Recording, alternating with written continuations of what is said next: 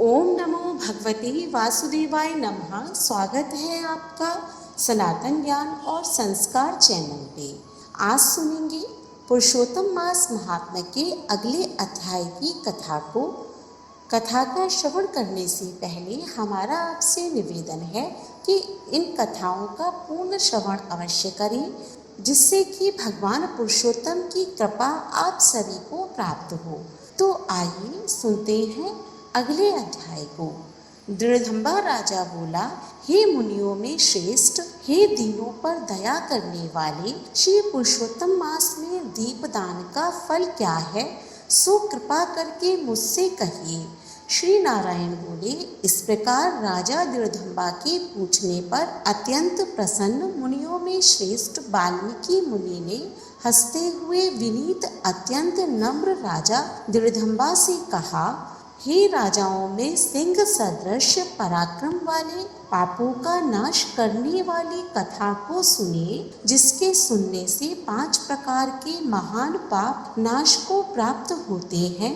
सौभाग्य नगर में चित्रबाहु नाम से प्रसिद्ध बड़ा बुद्धिमान अत्यंत बलवान राजा था। वह क्षमाशील, समस्त धर्मों को जानने वाला, शील रूप और दया से युक्त, ब्राह्मणों का भक्त, भगवान का भक्त, कथा के श्रवण में तत्पर, हमेशा अपनी स्त्री से प्रेम करने वाला, पशु पुत्र से युक्त, चतुरंगणी सेना से युक्त, ऐश्वर्य में कुबेर के समान था।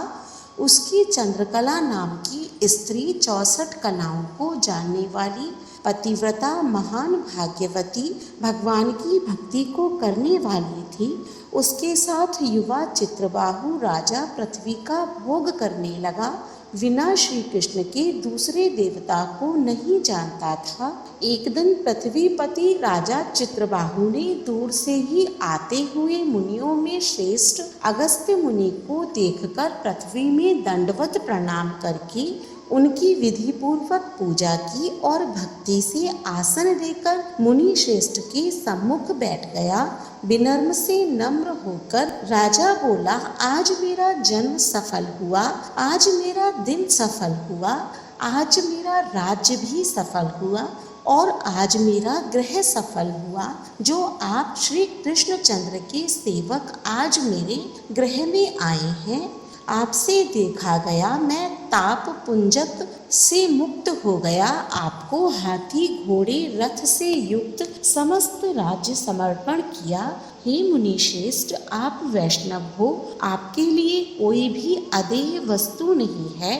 वैष्णव को थोड़ा भी दिया हुआ मेरू पर्वत के समान होता है। जो कौड़ी के बराबर शाक अथवा उत्तम अन्न जिस दिन वैष्णव ब्राह्मण को नहीं देता है, वह दिन उसका विफल है, ऐसा वेद के जानने वालों ने कहा है।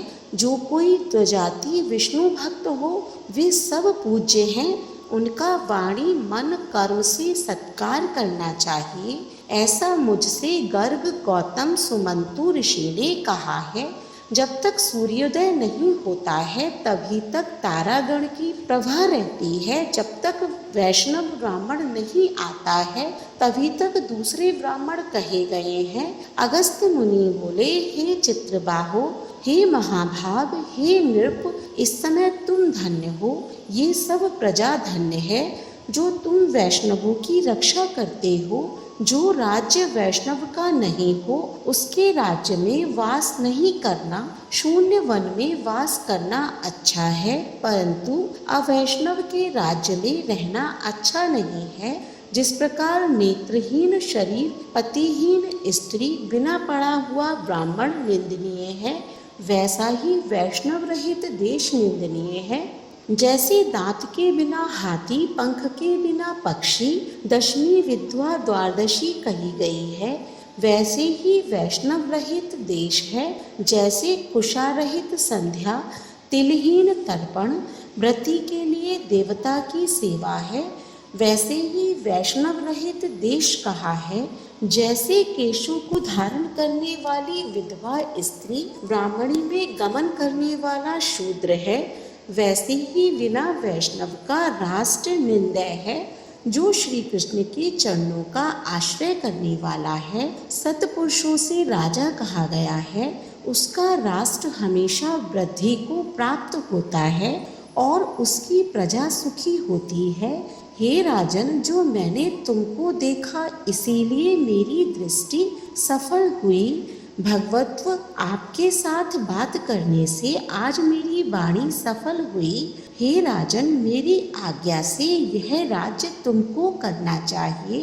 मैंने इस राज्य में तुमको प्रतिष्ठित किया, तुम्हारा कल्याण हो, मैं जाऊंगा। श्री नारायण बोले, इस प्रकार कहकर जाने की इच्छा करने वाले श्रेष्ठ मुनि अगस्त्य को चित्रबाहु राजा की पतिव्रता स्त्री ने परम भक्ति के साथ प्रणाम किया। अगस्त्य मुनि बोले, हे शुभे, तू सदा सौभाग्यवती हो और भक्ति से पति की सेवा कर। श्री गोपीजन के बल्लभ श्री कृष्णचंद्र में तेरी सदा दृढ़ भक्ति हो। इस प्रकार आशीर्वाद देते हुए अगस्त्य ऋषि ने विनय पूर्वक सिर नवाकर और अंजलि बांधकर चित्रबाहु राजा ने फिर कहा, हे विपेंद्र, यह विपुल लक्ष्मी कैसे हुई? निष्कंठक राज्य कैसे हुआ?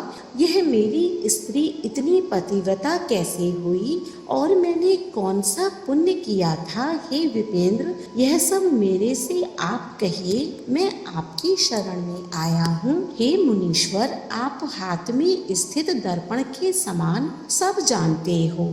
श्री नारायण बोले, इस प्रकार राजा चित्रबाहु के कहने पर मुनि श्रेष्ठ अगस्त्य एकाग्रचित होकर राजश्रेष्ठ चित्रबाहु से बोले, हे राजन, मैंने तुम्हारे पूर्व जन्म का चरित्र देख लिया है। इतिहास के सहित प्राचीन उस चरित्र को कहता हूँ। सुंदर चमत्कारपुर में शूद्र जाति में जीव हिंसा करने में तत्पर मणिग्रीव कामधारी तुम हुए, सो तुम नास्तिक दुष्ट चरित्र वाले, दूसरे की स्त्री का हरण करने वाले, कृतघ्न दुर्विनीत शिष्टाचार से रहित हुए। और तुम्हारी ये जो स्त्री है, यही पूर्व जन्म में भी स्त्री थी। यह कर्म मन और वचन से पति सेवा में परायण थी।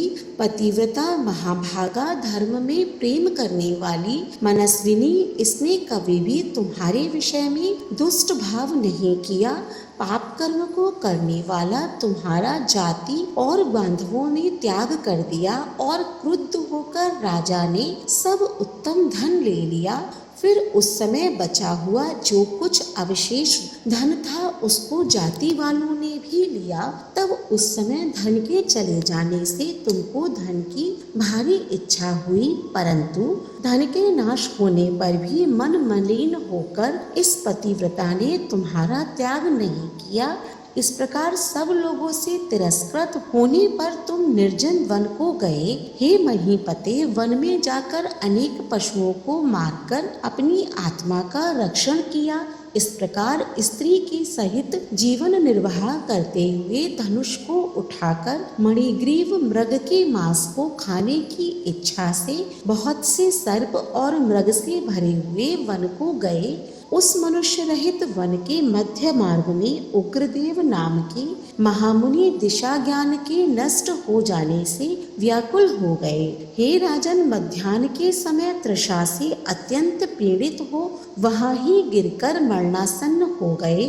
उस समय रास्ते को भूले हुए उस दुखित ब्राह्मण को देखकर तुमको दया आई। उस ब्राह्मण को उठाकर और उसको साथ लेकर तुम अपने आश्रम को गए। उस दुखित ब्राह्मण की तुम दोनों स्त्री पुरुष ने बहुत सेवा की। एक मुहूर्त के बाद उस समय महायोगी उग्रदेव चैतन्यता को प्राप्त हो आश्चर्य करने लगे कि मैं वहाँ था, यहाँ कैसे आ गया, उस वन के बीच से कौन लाया। श्री नारायण बोले, मणिग्रीव ने उस ब्राह्मण से कहा कि यह सुंदर तालाब है, इसमें कमलनी के पुष्प से सुगंधित शीतल जल है। हे ब्राह्मण, उस शीतल जल में स्नान करके मध्याह्न की क्रिया करके फलाहार करें और सुंदर शीतल जल का पान करें। इस समय मैंने रक्षा की है, आप सुख से विश्राम करें। हे मुनि श्रेष्ठ, आप उठिए और आप कृपा करने के योग्य हैं। अगस्त्य जी बोले, उस समय उग्रदेव ब्राह्मण श्रम रहित सावधान हो मणिग्रीव का वचन सुनकर तृषा से व्याकुल हो उठा।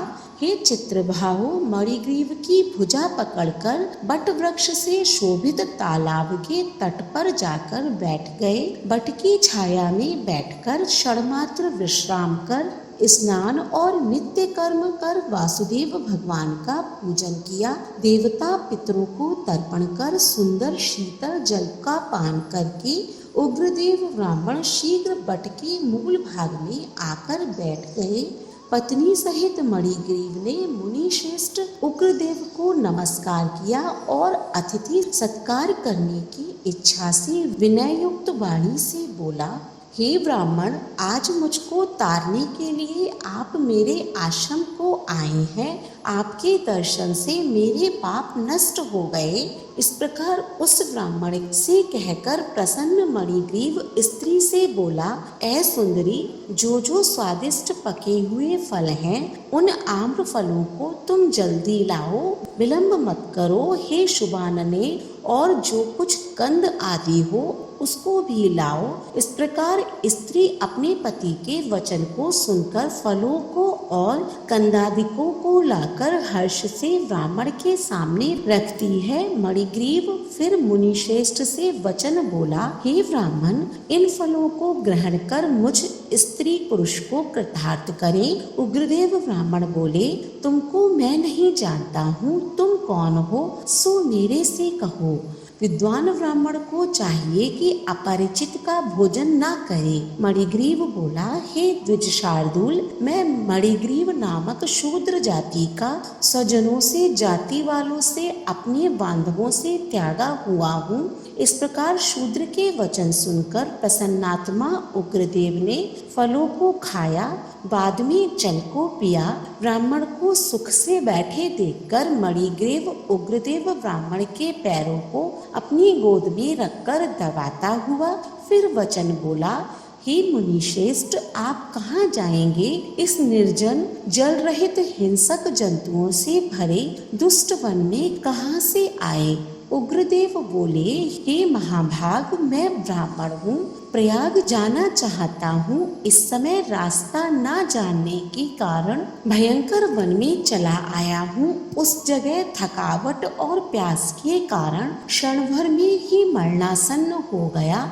बाद में तुमने मेरे को प्राण दिया। हे मणिग्रीव, बोलो तुमको मैं क्या दूं? हे मणिग्रीव, तुम दोनों स्त्री पुरुष ने किस दुख के कारण वन में आश्रय लिया है, उस दुख को मुझसे कहो, मैं उस दुख को दूर करूंगा। अगस्त्य मुनि बोले, इस प्रकार उग्रदेव ब्राह्मण के वचन को सुनकर अपनी स्त्री के सामने उस मुनीश्वर उग्रदेव की प्रार्थना कर दरिद्रता समुद्र को पार करने की इच्छा वाले मणिग्रीव ने अपने कर्म के भयंकर फलस्वरूप वृतांत को कहा।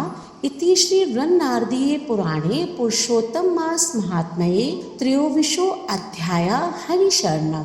जय जय श्री राधे। अगले अध्याय का श्रवण करने के लिए हमारे चैनल को सब्सक्राइब करें। आज का अध्याय पसंद आया हो तो कमेंट बॉक्स में ओम नमो भगवते वासुदेवाय नमः अवश्य लिखें। धन्यवाद।